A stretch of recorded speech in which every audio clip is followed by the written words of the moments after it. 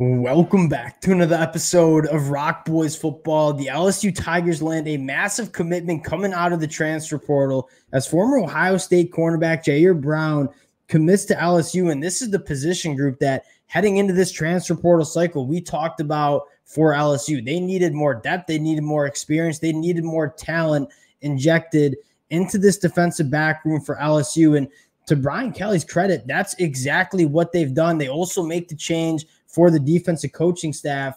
If you're an LSU Tigers fan, you're pretty excited about what this defense could potentially look like in 2024. And I don't need to tell LSU fans this. If you get this defense figured out, and we saw more of what we saw from Nuss during that bowl game, this is an LSU team that is going to be extremely dangerous in 2024. I want to talk Jyaire Brown, what he brings to this LSU defense, then talk about a few other transfer portal targets that have caught my eye as potential moves for LSU.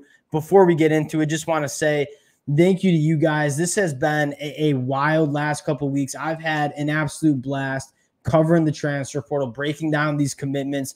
The amount of support you guys have shown the boys has been amazing. Cannot thank you guys enough. If y'all do enjoy the content, you want to support the boys, consider subscribing to the channel. And without further ado, let's get into a guy like Jyaire Brown. And as a Michigan fan myself, familiar with Jyaire Brown. Obviously, Michigan wanted him coming out of that 2022 class, a very capable cornerback for Ohio State who hasn't gotten a ton of playing time the last 2 years for Ohio State. And you look at that Ohio State secondary room, I don't think that speaks to Jyaire Brown not being good enough to find the field at Ohio State. And I think it speaks a little bit more to how good that Ohio State defensive back room was in 2023. I mean, you have a guy like Denzel Burke, who is going to be a first round, maybe day 2 NFL draft pick, Davison Igbinosun, Jordan Hancock, Jermaine Matthews.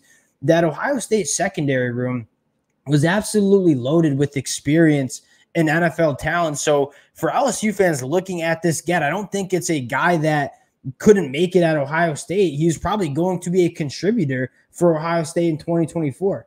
Just was a guy that kind of got buried behind a very talented Ohio State secondary room. And he comes to LSU as a guy that I think at the very least adds some depth and experience to this back end. And I think the biggest problem you saw with this LSU secondary group is, yes, the coaching staff was a massive problem in terms of the blown coverage, in terms of the schematics of the defense, but they're also just, it got thin. And you need, if you're LSU and your goals are to win an SEC championship game and to win a national championship, you have to be deep, especially in the back end. And I think LSU, we knew it was a position group to watch heading into 2023, but then you combine the injuries and obviously the health problems that some of the LSU guys in the back end had. It got thin and it became a massive liability. And the first step to fixing this is just adding depth and talent into that room. And I think Jyaire Brown certainly provides that for LSU. Now you go on and get a guy like Austin Osbury, Jordan Gilbert,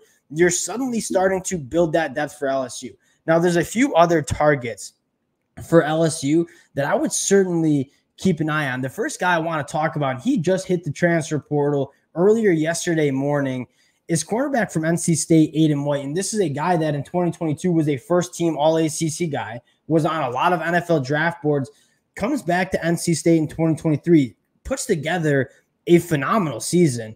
And a lot of people thought he'd go to the NFL draft. He's coming back for one more year, but hits the transfer portal. And if you're LSU and you're trying to figure out where to allocate your resources and your funds on the recruiting trail in the transfer portal, it has to be in the back end. And a guy like Aiden White, 6 foot, 200 pounds almost, a physical presence on the outside, largely a lockdown cornerback for NC State the last 2 years, would be kind of that top target that I think would emerge for LSU. Now, you look at what Aiden White did at NC State, one, was heavily targeted and was very good. I mean, he faced 65 targets in 2023, only gave up 34 catches. That's a 52% completion percentage when targeted, had 14 forced incompletions. The MO on Aiden White is he makes everything hard for wide receivers and quarterbacks. And that's kind of respectfully a stark opposite of what we saw from this LSU defense, right? For LSU, it was too easy for opposing quarterbacks and wide receivers to find space, to find open throwing lanes. A guy like Aiden White, with the length and athleticism that he has, I think provides a guy on the boundary that is going to make life hard for opposing quarterbacks and wide receivers. And another thing that stuck out to me for a guy like Adam White, one, he's experienced coming into a LSU secondary that kind of lacks experience, but he's a phenomenal tackler. And another problem you saw with this LSU back end was when receivers caught the football in space, like they weren't getting tackled. And again, a lot of that falls on the coaching staff. You're going to get a coaching change, which really excites me in terms of what LSU's defense looks like in 2024. But more importantly, Adam White's a guy that can tackle. Only a 7.1% missed tackle in the back end, a very low number for a cornerback that plays the boundary. Another name that I'm taking a look at, and a guy that, again, you talk about LSU and trying to figure out where to allocate their resources and their momentum and their efforts in the transfer portal. It has to be at cornerback. And I really don't think there's a guy that's off limits for LSU. And you take a look at former five-star A.J. Harris, who started his career at Georgia in a very similar manner of Jyaire Brown. A.J. Harris didn't play a ton for the University of Georgia as a true freshman. One, he was a true freshman. Two, you look at that Georgia secondary room, a ton of NFL talent that was there. So A.J. Harris not playing as a true freshman doesn't speak on A.J. Harris not being able to play ball. It speaks more on the lack of opportunity that he had in that Georgia secondary room. A.J. Harris, a top priority for a lot of Power 5 programs, but if you're LSU, you have to make A.J. Harris a priority. He's a number 2 cornerback available in the portal. He's young. He gives you the ability to get a young guy and develop them within this system, something that LSU has kind of struggled with, right? It's been a lot of makeshift, taking guys from the transfer portal, trying to plug and play them. A.J. Harris represents a guy that you can get in as a second-year college football player and continue to mold what he can be over the next couple of years. A.J. Harris, another guy for LSU that I would take a look at. And the last guy I want to talk about, and this one I think is really interesting, Jaylen Catalon coming over from Texas now, started his career at Arkansas, goes to Texas. There were times in Jaylen Catalon's career, and if you're an SEC fan, you probably recognize the name, where he was considered an NFL draft prospect. And the injuries and the lack of ability to stay on the football field the last couple of years has hurt that. He winds up in the transfer portal again as a 6-year senior. I look at Jaylen Catalon as well worth the risk for LSU. Not only is he a phenomenal football player when he's on the football field, but he's a guy in the back end that can provide some experience.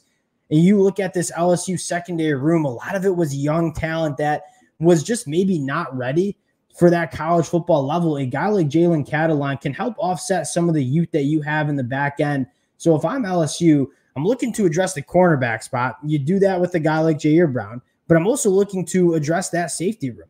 Jordan Gilbert coming in certainly helps, but if I'm LSU, I'm Brian Kelly. There's not enough defensive backs that we can bring in this room and provide competition for. You look at why LSU might have struggled in the back end. Not enough depth and not enough healthy competition. Like, there just wasn't enough healthy, capable bodies to provide that high-end competition during camp. And so you kind of were rolling out what you had. So if you're LSU, I'm taking a look at a guy like Adam White, A.J. Harris, Jaylen Catalon, but Jyaire Brown, a massive get for LSU. Really excited to track what LSU does over the next couple of weeks, and happy to see that two things. One, they're addressing the personnel problems in the transfer portal, but two, they're addressing the coaching staff problems as well.